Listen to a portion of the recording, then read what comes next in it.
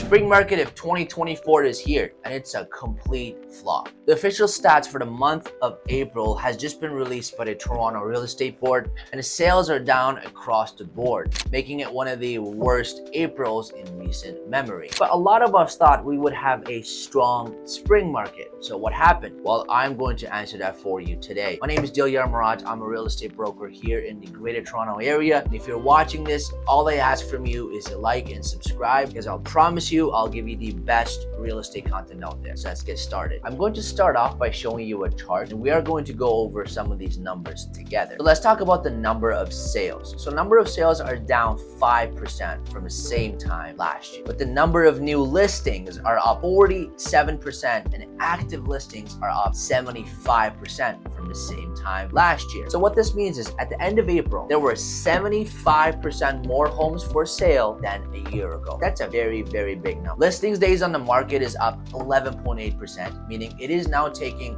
longer to sell a house than it did a year ago. But here's what's interesting to me. But what's interesting to me is that the prices are still strong. See, average price of a home was $1,156,000, which is only 0.3% higher than last year. And I know that number isn't big at all, but if you look at month-over-month changes, prices have been going up steadily since the beginning of the year. In order to make sense of this even further, I'm going to bring your attention to the next chart, which breaks down the numbers in more detail. So let's look at this. So the city of Toronto, or the 416 area code as you call it, didn't see much of a change in number of sales in the freehold segment. So when I say freehold, I mean detached homes, semi-detaches, and freehold townhomes. Now, all of these I've just mentioned, the detached homes, the semis, the freehold towns in the city of Toronto all have done well. But the condos, that is the segment that took a hit. As you can see from the chart here, the number of condo sales, condo apartments, took a 9.5% drop compared to a year ago. And they've seen a 9.5% drop while the active listings have increased drastically. Because as of me making this video right now, the core Toronto, right, the CO1 and CO8, which is west of the DVP, east of Dufferin, south of Bloor, there are currently over 2,500 active condo listings for sale. In the last 30 days, only 400 and some of that have actually sold. So if you do a quick math right now, in the core Toronto I just mentioned, the condos are sitting over 6 months of inventory, right? 2,500 active listings and only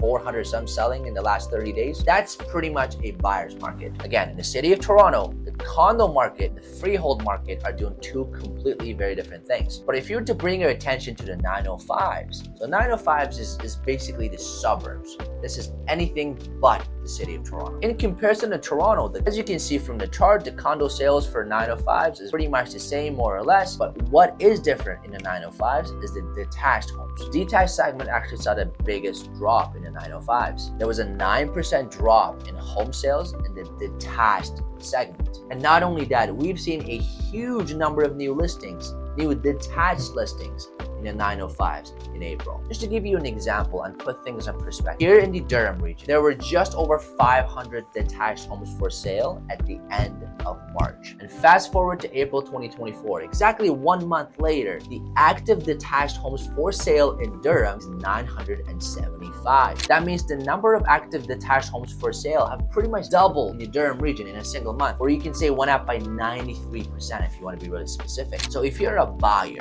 and you're looking for a detached home in Pickering, Ajax, Whitby, Oshawa, Clarington, you should have a lot more to choose from now than you did in the beginning of the year. So typically when this happens, prices drop, right? It's a no-brainer. Buyers are not buying, there's just way more homes for sale, resulting in more supply, and prices usually drop. But for some reason, average prices are holding up. And in some areas, the average prices are actually trending up. But why? You see, a lot of people are expecting Bank of Canada to cut rates this year. As a matter of fact, some economists are predicting Bank of Canada to cut rates as early as June or next month. So those who have been hurting due to high rates can finally see the light at the end of the tunnel. But don't get excited so fast. A lot of people are also under the impression that as soon as the rates drop, prices will go through the roof. And historically speaking, they're not technically wrong. When interest rates drop, prices usually go up. So all the chips are on Bank of Canada to cut rates. So I'm going to ask you a very important question. What happens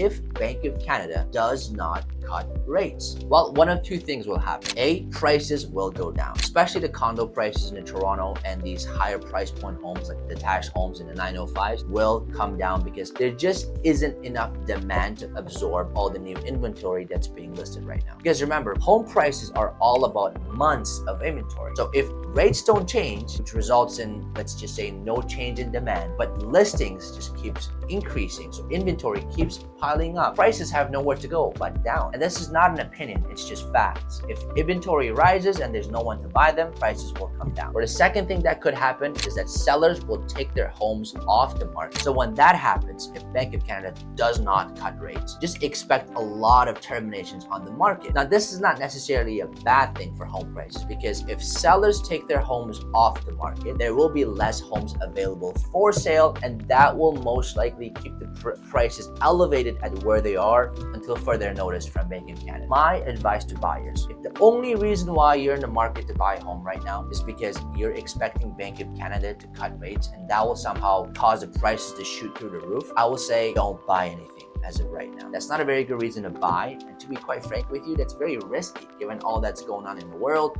If you don't have a need to live in a home and to buy a home, just don't buy it just because you're expecting Bank of Canada to cut rates and somehow that's gonna give you fantastic returns on your money. So to keep it short, you just gotta go in with a plan, a 3 to 5 year plan, that is. So if you're a buyer right now, you should have a plan to keep that house that you're looking to buy for at least 3 to 5 years. And that goes for anyone that's looking to live in that house or is just buying it as an investment. Regardless, if you're just buying a home in this market, you should plan to keep it for at least 3 to 5 years. And if you're a seller, please make sure that during times like this, during times of uncertainty, you're going to see a lot of homes that sell above expectation and sell below expectation. And a market like that will confuse you. Also, if you are looking to sell, make sure your home stands out from the competition. I mean, you should be presenting your house to the best of your ability, regardless of what market you're in. But especially during times like this, you gotta make sure that your house looks its best. Make sure you do the landscaping, the curb appeal, the inside, as much renovations as you can without going crazy above budget. But make sure the house is decluttered, nice and clean. So if you want your house to stand out from the competition, you gotta make sure it presents better than the competition, or has more features than the competition, or it just has a better, attractive prices than the competition. But we all know as a seller, you don't wanna give up on that price. So if you don't wanna do that, you gotta make sure the rest of the house looks fantastic. Until next time, I hope you found this helpful. Thanks for watching.